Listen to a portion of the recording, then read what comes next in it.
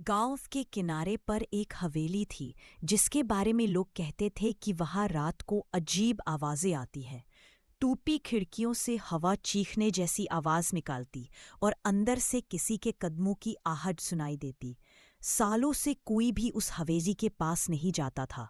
एक दिन शहर से 4 दोस्त अरविंद, मोहित, सीमा और रश्मि उस गांव में घूमने आए। उन्होंने हवेली की कहानियां सुनी और मजाक में ठान लिया कि रात में वहीं जाकर देखेंगे। गांव वाले बार बार मना करते रहे, लेकिन दोस्तों ने हंसते हुए कहा, भूत भूत कुछ नहीं होता, ये सब बस कहानियां हैं। रात के 12 बजे वे चारों हवेली के अंदर पहुंचे। दरवाज़ा खुद ब खुद चरमरा कर खुल गया। अंदर घुप अंधेरा था, बस उनकी टॉर्च की रोशनी दीवारों पर पड़ी, जहां पुराने खून जैसे धब्बे दिख रहे थे। अचानक ऊपर से पायल की धीमी आवाज आई। रश्मि कांप गई। तुम लोगों ने सुना? अरविंद ने हंसते हुए कहा, शायद चूहा होगा।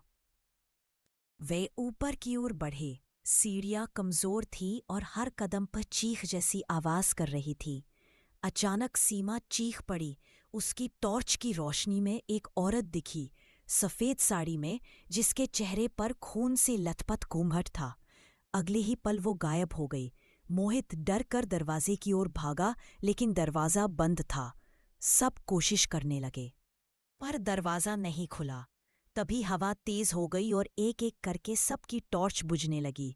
अंधेरे में किसी के रोने की आवाज गूंज रही थी, मुझे यहाँ क्यों जलाया, मुझे क्यों मारा।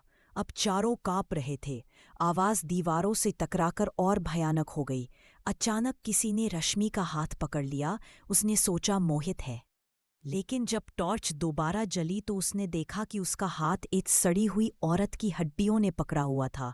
रश्मि जोर से चीख पड़ी और बेहोश हो गई। अरविंद और मोहित उसे उठाकर नीचे लाने लगे।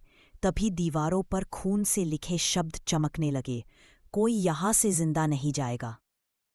सीमा ने डर के मारे आंखें बंद कर लीं। अचानक दरवाजा अपने आप खुल गया और बाहर से हवा का झोंका आया। तीनों ने बिना पीछे देखे रश्मि को उठाया और भागते हुए हवेली से बाहर निकल गए। गांव वालों ने उनकी हालत देखी तो समझ गए कि हवेली का श्राप सच है। अगले दिन जब वे चारों शहर लौटने लगे तो बस में बैठे बैठे सीमा ने खिड़की से बाहर झांका। उसकी आंखें डर से फैल गईं। उसी सफेद साड़ी वाली औरत ने सड़क किनारे खड़े होकर मुस्कुराते हुए हाथ हिलाया, और तभी बस का इंजन बंद हो गया।